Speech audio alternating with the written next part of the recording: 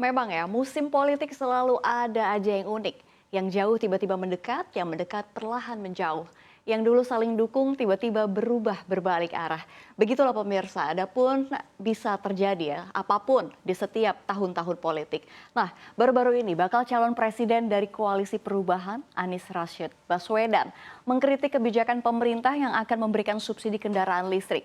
Padahal dulu sempat mati-matian dukung mobil listrik. Kenapa nih Pak Anies kok jadi berubah? Selengkapnya langsung saja kita akan lihat perubahan yang ditunjukkan oleh politisi kelahiran Kuningan tersebut dalam dulu dukung mobil listrik, kini Anies berubah pikiran. Kita lihat slide yang pertama.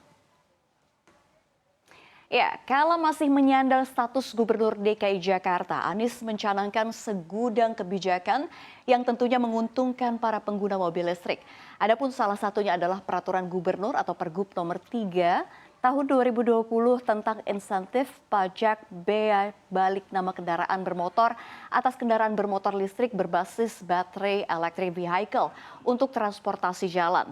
Tentu aturan tersebut adalah kabar baik bagi para penggemar kendaraan listrik lantaran sang gubernur memberi pembebasan pajak bea balik nama kendaraan bermotor atau BBNKB melalui insentif tersebut. Nah, masyarakat DKI jadi saksi nih ya, Anies menaikkan aturan tersebut pada 3 Januari 2020 dan berlaku sampai 31 Desember 2024. Gak cukup di situ aja, Anies juga membebaskan aturan plat ganjil genap bagi para pengguna mobil listrik tercermin dalam Peraturan Gubernur DKI Jakarta nomor 88 tahun 2019 tentang perubahan atas Peraturan Gubernur nomor 155 tahun 2018 tentang pembatasan lalu lintas dengan sistem ganjil genap. Otomatis mobil listrik tidak perlu diribetkan dengan aturan tersebut dan bebas melaju di jalanan Jakarta kapanpun. Ya, usai Anies lengser ini dari jabatannya, sikapnya terhadap mobil listrik berubah. Anies kini menilai bahwa mobil listrik nggak menjadi solusi prima bagi pemerintah yang hendak menekan angka kemacetan dan emisi kendaraan bermotor. Kita lihat, Anies menilai bahwa mobil listrik tetap mengeluarkan emisi yang jauh lebih besar ketimbang bus konvensional per penumpang. Beliau mengatakan emisi karbon mobil listrik per kapita per kilometer sesungguhnya ini lebih tinggi daripada emisi karbon bus berbahan bakar minyak. Karena memuat orang banyak, sementara mobil juga memuat sedikit. Lagi-lagi ini no comment, harusnya dulu dan sekarang sama aja kondisinya. Nggak sampai di situ, Anies turut berkeluh bahwa kendaraan listrik ini menyumbang kemacetan. Nah, kalau ini saya setuju macet karena beliau sendiri yang menaikkan aturan mobil listrik bebas hambatan dari aturan ganjil genap. Ya, saya kutip sedikit pidato Anies di acara Amanat Indonesia di GBK Senayan, Jakarta minggu kemarin. Kita lihat, ya menurut Pak Anies, kita tahu negeri ini banyak peluang dan pemerintah harus memastikan bahwa sumber daya yang diberikan pemerintah untuk rakyatnya adalah sumber daya yang tepat. Kita menghadapi tantangan lingkungan hidup dan itu menjadi kenyataan bagi kita. Dan kalau kita lihat solusi menghadapi permasalahan lingkungan hidup, apalagi soal polusi udara bukanlah terletak di dalam subsidi untuk mobil listrik yang pemilik mobil listrik ya adalah mereka-mereka yang tidak membutuhkan subsidi. Ya, mendengar pernyataan ini sontak banyak pihak yang menanggapinya, khususnya menteri-menteri Pak Jokowi. Siapa saja kita lihat slide berikutnya. Ya, kalau kita lihat ini ada respon dari 3 menteri Pak Jokowi. Kita lihat yang pertama dari Erlangga Hartarto, Menteri Koordinator Perekonomian. Menurutnya ini subsidi mobil listrik hampir semua negara memberikan, seluruh dunia melakukan hal yang sama. Lalu yang kedua ada Agus Gumiwang Kartasasmita yang menyatakan ya kita EV ini kan pada dasarnya untuk mengurangi emisi. Sebagai komunitas global kita punya komitmen zero emission pada 2060. Nah ini bagian yang tidak terlepaskan dari upaya kita untuk itu. Dan yang terakhir ini gongnya nih ya, kita lihat Bapak Luhut Binsar Panjaitan, Menteri Koordinator Kemaritiman dan Investasi. Beliau mengatakan siapa yang berkomentar suruh dia datangi saya langsung. Biar saya jelasin bahwa omongannya itu tidaklah benar. Ya, wajar ya pernyataan Anies yang kontradiktif ini memancing berbagai pihak untuk angkat bicara. Lalu jika kita boleh mengesampingkan perdebatan masing-masing kubu, ini sebenarnya seperti apa sih urgensi dari mobil listrik? Kita akan ke slide selanjutnya. Ya, kalau kita lihat, Akhir-akhir ini pembahasan mengenai rencana pemerintah dalam memberikan insentif pembelian maupun konversi kendaraan listrik ini cukup banyak beredar di media. Dalam pembahasan tersebut muncul polemik mengenai apakah insentif tersebut tepat sasaran.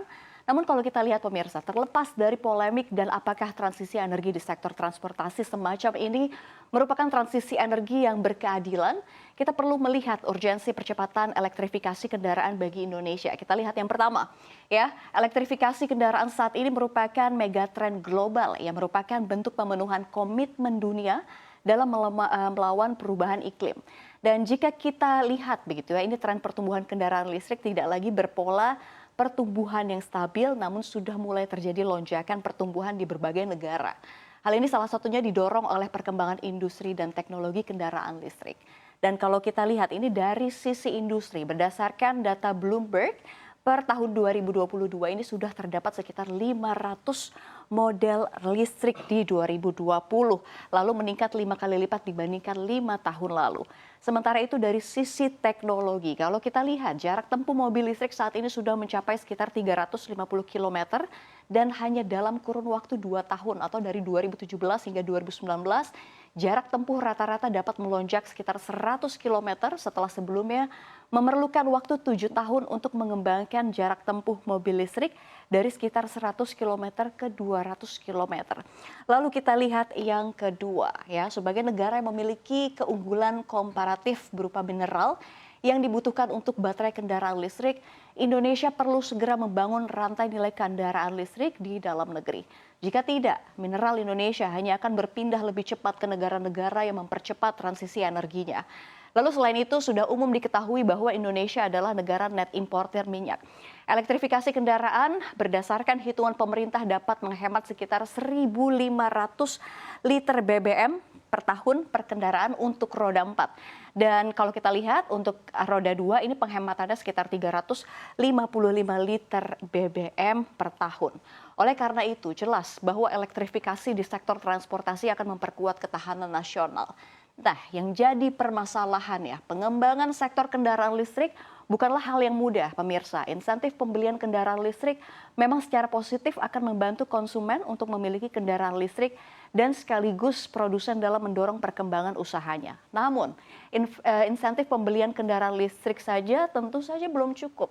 Terdapat berbagai faktor penghambat penyebaran kendaraan listrik secara global yang salah satunya adalah kekhawatiran jarak tempuh begitu ya terhadap pengguna atau bisa disebut sebagai range anxiety. Nah, untuk mengatasi permasalahan tersebut diperlukan pengembangan infrastruktur pengisian daya dan penukaran baterai atau swapping. Namun berbeda wilayah, berbeda pula pendekatan pengembangan infrastrukturnya. Nah, Indonesia sebagai negara ekosistem ojek online atau ojol yang kuat memiliki peluang untuk mendapatkan tipping point elektrifikasi kendaraan melalui ekosistem tersebut. Dan kalau kita lihat melalui ekosistem ojol, pemerintah setidaknya dapat memastikan bahwa transisi energi di sektor transportasi ini lebih berkeadilan karena memang penerima manfaat dari ekosistem ini akan menjadi cukup luas.